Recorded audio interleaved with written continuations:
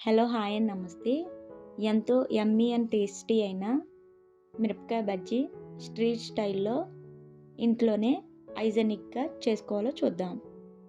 ఒక బౌల్‌లో 3 లేదా 4 స్పూన్ల వరకు చిక్కటి చింతపండు రసాన్ని తీసుకోండి.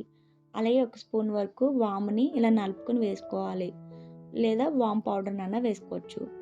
ఒక స్పూన్ వరకు శనగపిండి, చిటికెడు ఉప్పు వేసుకొని ఇదంతా బాగా కలిసేలా కలుపుకోండి.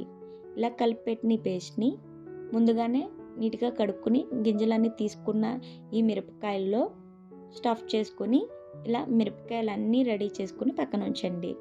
ఇప్పుడు ఒక బౌల్ తీసుకొని దాంట్లో ఒక కప్పు శనగపిండి, 2 టేబుల్ స్పూన్ బియ్యపిండి, పావు టీ స్పూన్ పసుపు, చిటికెడు వంట సోడా, అలాగే మీ రుచికి సరిపడా ఉప్పు వేసుకొని ఇదంతా బాగా కలిసేలా కలుపుకోండి. ఈ పిండిలో కొంచెం కొంచెం వాటర్ వేసుకుంటూ బాగా కలుపుకోవాలి. ఇది కనీసం 2 నిమిషాల పాటైనా కలుపుకుంటూ ఉండలు లేకుండా ఒక థిక్ బ్యాటర్ లాగా రెడీ చేసుకోవాలి.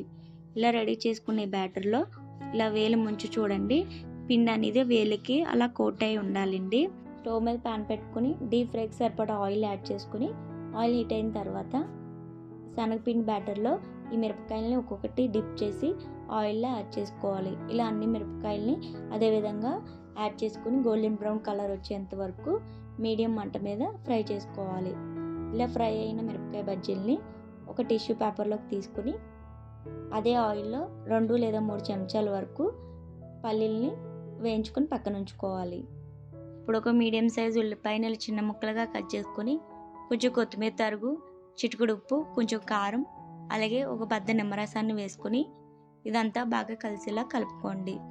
ఇలా కలుపుకున్న ఈ ఉల్లిపాయ ముక్కల్ని ఇందాక ఫ్రై చేసుకున్న మిరపకాయ బజ్జీలని ఇలా మధ్యలో కట్ చేసుకొని ఆ ఉల్లిపాయ ముక్కలు అనేది ఆ బజ్జీల లోపల స్టఫ్ చేసుకోండి. అలాగే ఇందాక ఫ్రై చేసుకున్న పల్లీలను కూడా యాడ్ చేసుకోండి. అంతే అండి. సర్వింగ్ బౌల్‌లో సర్వ్ చేసుకొని తినేయడమేనండి. ఎంతో యమ్మీ అండ్ టేస్టీ అయిన స్ట్రీట్ స్టైల్ మిరపకాయ బజ్జీ అనేది రెడీ అయిపోయింది. మీరు కూడా తప్పకుండా ట్రై చేయండి. ఎలా వచ్చిందో కామెంట్ చేయండి. నా ఛానల్ లైక్ చేయండి, షేర్ చేయండి, అలాగే సబ్స్క్రైబ్ చేసుకోండి. Thank you for watching.